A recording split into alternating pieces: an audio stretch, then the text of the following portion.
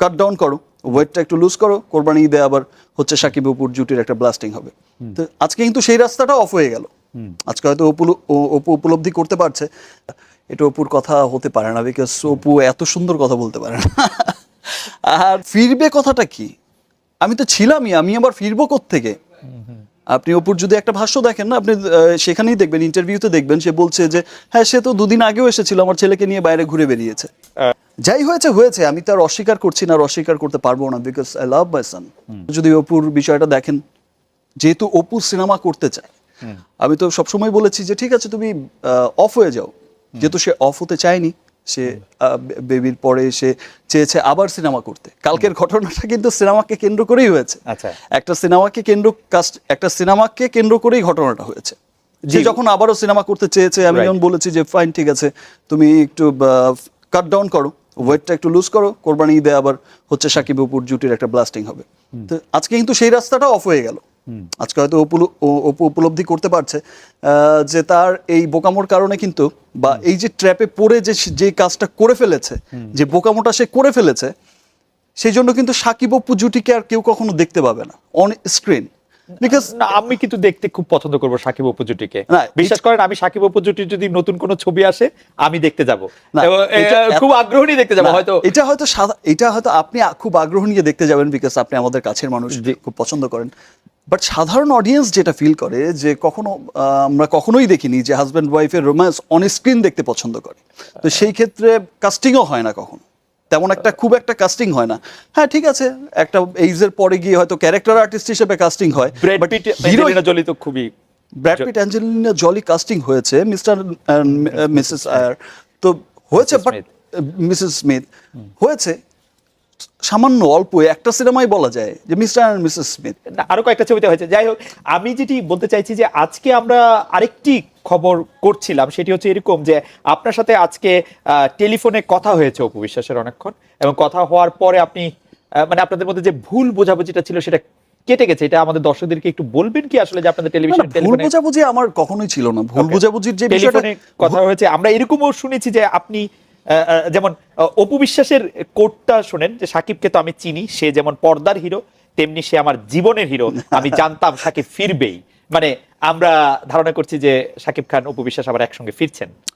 এটা আসলে অপুর হয়তো কেউ বলে দিচ্ছে বা কিছু একটা, এটা অপুর কথা হতে পারে না, বিকজ অপু এত সুন্দর কথা বলতে পারে না। আর সেই বিষয়টা, যেই বিষয়টা হয়েছে যে দেখেন ফিরবে কথাটা কি, আমি তো ছিলামই, আমি আবার ফিরবো কোত্থেকে? আপনি অপুর যদি একটা ভাষ্য দেখেন না, আপনি সেখানেই দেখবেন, ইন্টারভিউতে দেখবেন, সে বলছে যে হ্যাঁ সে তো দুদিন আগেও এসেছিল, আমার ছেলেকে নিয়ে বাইরে ঘুরে বেরিয়েছে। সে এসে আমাকে টাকা দিয়ে গেছে, 10 লাখ টাকা, 11-12 লাখ টাকা। পশুর ছেড়ে এসে ছেলেকে আদর করলো, তারপর অনেক টাকা দিয়ে গেল। এক্স্যাক্টলি অনেক টাকা দিয়ে গেল, আমার ছেলেকে নিয়ে বাইরে ঘুরতে গেল। রাইট, সে সাথে কিন্তু অপুও ছিল, ঘুরতে গেছে। সো আমি তো এমন না যে আমি ছিলাম না, আমি তো ছিলাম প্রেজেন্ট। আচ্ছা, বাট আমি যেটা বলছি যে সেটা যাই হয়েছে হয়েছে, আমি তার অস্বীকার করছি না, আর অস্বীকার করতে পারবো না, because I love my son. You love only your son, not your wife. হ্যাঁ, তাকে আমি রেসপেক্ট করি, অসম্ভব রেসপেক্ট। আমার সে কি আপনার ওয়াইফ? অফকোর্স আমার ওয়াইফ, অফকোর্স আমার ওয়াইফ, বিকজ আমার ছেলে তো আর হচ্ছে অবৈধ কোনো ছেলে না। এক্স ওয়াইফ, এখন ওয়াইফ? না না, আমার ওয়াইফ এখনো আছে, ওয়াইফ। ওকে, আচ্ছা, সেই ক্ষেত্রে হচ্ছে যে আপনি বলতে অপু হচ্ছে যে আমার যেটা হয় যে কাছের মানুষকে দিয়ে মানুষ হচ্ছে বড় মানুষকে বিপদে ফেলে বা বিভ্রান্তিকর অবস্থার মধ্যে ফেলে, সেটা হচ্ছে এত কাছের মানুষকে দিয়ে ফেলবে, এবং তার মানে এমন একটা বিষয় নিয়ে ফেলে দিল যে একটা মাত্র সিনেমা।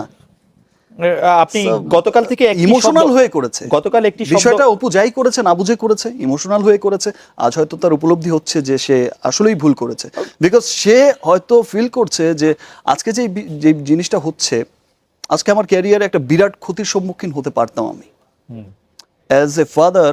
আমার তো আমি দেখতে চাই যে আমার ছেলে বড় হয়ে দেখুক যে ইয়েস তার ফাদার বিরাট সুপারস্টার।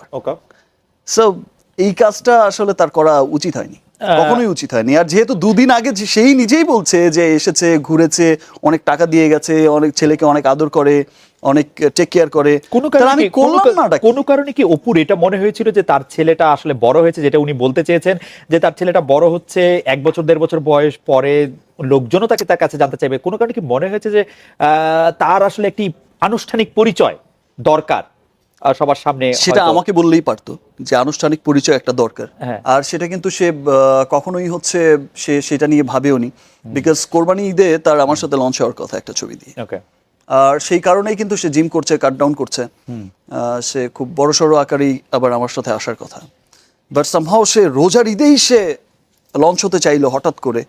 কারণ এটা আমার কাছে আপনি যেভাবে বলছেন যে তাহলে এটা কারণটা কি, মানে যে ওর কাছে কেন মনে হলো যে আমি কালকে অপু বিশ্বাসের সঙ্গে যখন আমার কথা হচ্ছিল, আমি অপু বিশ্বাসের কাছে জানতে চাইছিলাম যে আপনি আজকেই কেন বিষয়টি বললেন, আগে কেন বলেন না? আপনি বলছেন যে 2008 সালে 18 এপ্রিল আপনারা বিয়ে করেছিলেন, কিন্তু আপনি আগে কেন বলেন নাই? আপনি বলছেন যে কখনো না কখনো তো বলতেই হতো, আর আমার ছেলেটা বড় হচ্ছে সেজন্য বলছি। আপনার সাথে এই বিষয়ে কোনো কথা? বড় হতো মানে এই 6 মান্থ, এই আজকে মানে কালকে যেভাবে বললেন বিষয়টা, এটা এভাবে না বলে অন্যভাবেও বলতে পারতেন, এটা আমাকে বলতে পারতেন।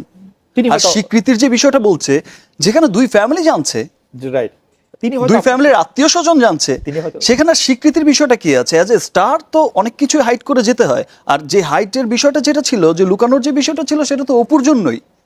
সে সবসময় চেয়েছে সিনেমা করতে, আর তাকে সিনেমা করতে হলে তো তাকে ওভাবেই তো বিষয়টা, তার ক্যারিয়ার যদি টিকিয়ে রাখতে হয়, তাহলে একজন সন্তানের মা এরকম তো আমার সাথে জুটি বেঁধে তো আর কাজ করতে পারবে না সে।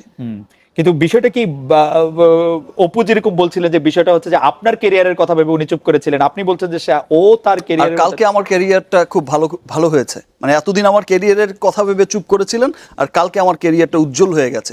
আজকে সারা দেশের মানুষ যেভাবে আমাকে দেখেছে, যেভাবে সারাক্ষণ দেখেছে, আইডল হিসেবে দেখে মানুষ।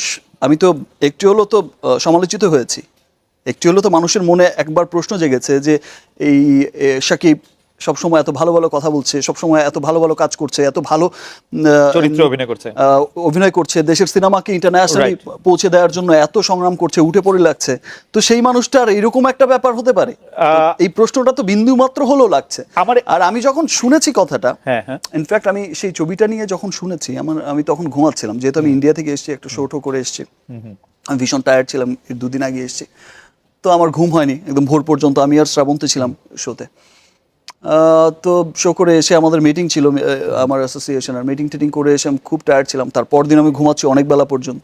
আমাকে যখন 1টা-1:30টার দিকে বললো যে দিস এমন একটা, যদি অপুর বিষয়টা দেখেন, যেহেতু অপু সিনেমা করতে চায়, আমি তো সবসময় বলেছি যে ঠিক আছে তুমি অফ হয়ে যাও, যেহেতু সে অফ হতে চায়নি, সে বেবির পরে সে চেয়েছে আবার সিনেমা করতে। কালকের ঘটনাটা কিন্তু সিনেমাকে কেন্দ্র করেই হয়েছে, একটা সিনেমাকে কেন্দ্র করেই ঘটনাটা হয়েছে।